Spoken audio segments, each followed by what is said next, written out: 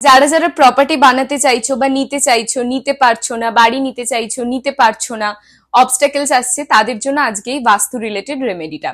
দেখো, সাউথ দিক বা সাউথ পজিশন যেটা থাকে সেটা কিন্তু সবসময় একটা রিচনেস কে ডিনোট করে, টাকা পয়সাকে ডিনোট করে।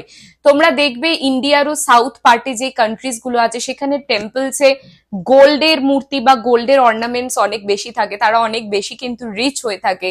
তোমরা সাউথ বম্বে চলে যাও, সাউথ দিল্লি চলে যাও, সেখানেও কিন্তু দেখবে যারা থাকে তারা তুলনামূলকভাবে বেশি ধনী হয়। তো সাউথ সাইডে কি হয় যে তোমরা বাস্তুর মধ্যে একটা ট্রায়াঙ্গুলার রেড লাল রঙের একটা ফ্ল্যাগ বা ছোট্ট পতাকা তোমাদের কিন্তু লাগিয়ে দিতে হবে যে কোনো মঙ্গলবার দিন থেকে।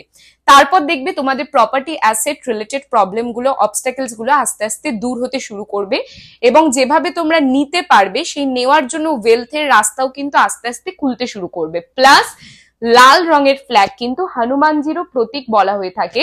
তো এটাও বলা হয়ে থাকে যে বাস্তুতে সাউথ ডিরেকশনে যদি তোমরা এটা লাগিয়ে থাকো, বাইরে নয় ইনডোরে, ঠিক আছে, ঘরের ভেতরে, তো তোমাদের লাইফের এমনিও যা যা অবস্টাকেলস বা বাধা তোমরা ফেস করছো সেগুলো আস্তে আস্তে কিন্তু রিমুভ হতে শুরু করবে।